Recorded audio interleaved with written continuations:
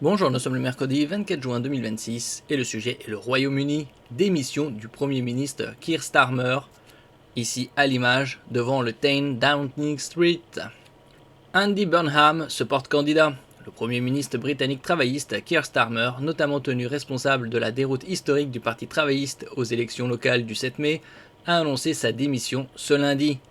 Il accède ainsi à la demande d'un grand nombre de voix au sein de son parti pour qu'il cède la place à Andy Burnham, le populaire maire du Grand Manchester, qui a facilement remporté vendredi une élection législative partielle dans le nord-ouest de l'Angleterre. N'oubliez pas de vous abonner pour plus de news nationales, européennes et internationales sur ce monde dans lequel nous vivons. Le Premier ministre britannique Keir Starmer a annoncé sa démission ce lundi 22 juin 2026 lors d'une allocution devant le 10 Downing Street, ici à l'image, à Londres, précisant qu'il resterait en poste jusqu'à la désignation de son successeur à la tête du Labour.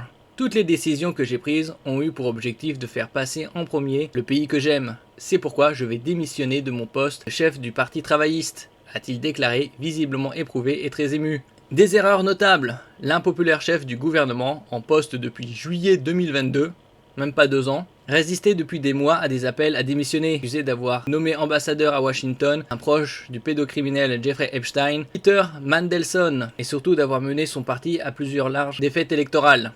Cette pression s'était encore accentuée depuis la victoire de son rival Andy Burnham, le maire de Manchester, à une législative partielle la semaine dernière. Donc beaucoup de changements outre-Manche. Bientôt 7 premiers ministres en l'espace de 10 ans seulement.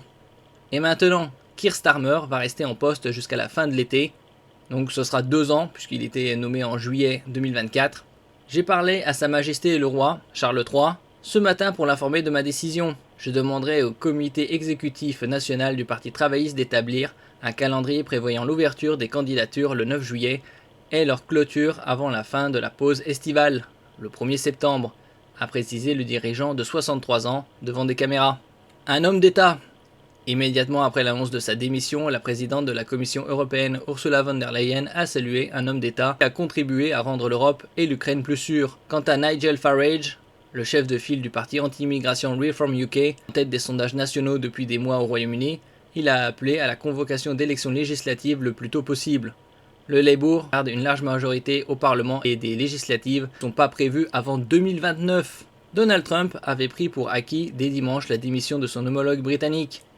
Keir Starmer va démissionner de son poste, avait écrit le président américain sur sa plateforme Truth Social, lui souhaitant le meilleur. Merci pour votre écoute et à la prochaine.